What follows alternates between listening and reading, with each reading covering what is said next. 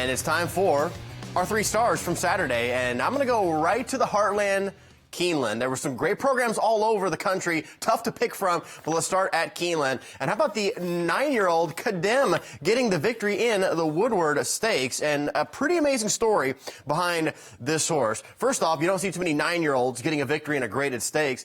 And second of all, if we go to this backtrack, Kadem had won a couple races at Royal Ascot at 80-1 and 14-1.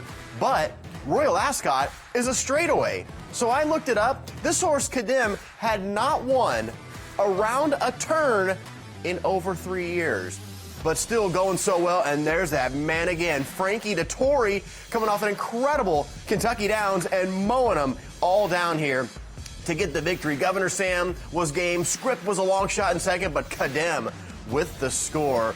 Pretty amazing. One of the oldest graded stakes winners in the history of Keeneland, the 9-year-old Kadem gets the victory there in the Woodford. All right, how about the juvenile contenders? Ted Noffey. Take the N, take the T, switch them around, and we heard the story behind Ned Toffee, who, of course, runs Spendthrift Farm. How good is this guy? Hello. I mean, we thought that no matter what, Brant would for sure be the favorite in the Breeders' Cup Juvenile, and then Ted Noffey entered the discussion. Another colt by Into Mischief. All 3 wins have been excellent. His race before in the Hopeful, that's one of the biggest buyers in the history of the Hopeful, a 98, and cruises through the lane.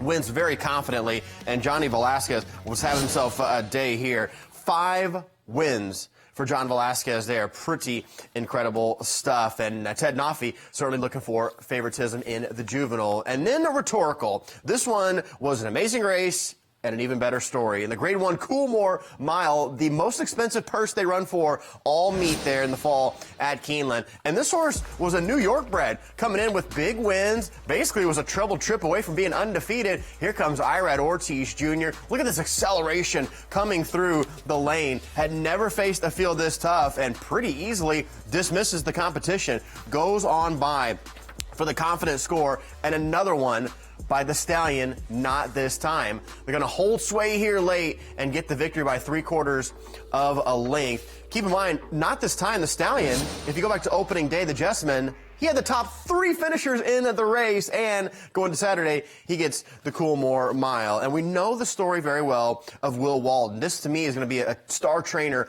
of the future, but he's been very upfront with his battle with addiction in the past, his road through recovery, and yesterday was Stable Recovery Day at Keeneland, celebrating these men and women who have gotten rid of their addiction and really put forward a great life, especially at the racetrack. And then in the interview, after the win, Will Walden tells us that Mr. Taylor at TaylorMade Farm, he's the one that supported Will Walden when he started training horses by Not This Time, who stands at TaylorMade Farm. So quite an amazing stuff there. Congratulations to all these winners. My 3 stars from an excellent Saturday of race.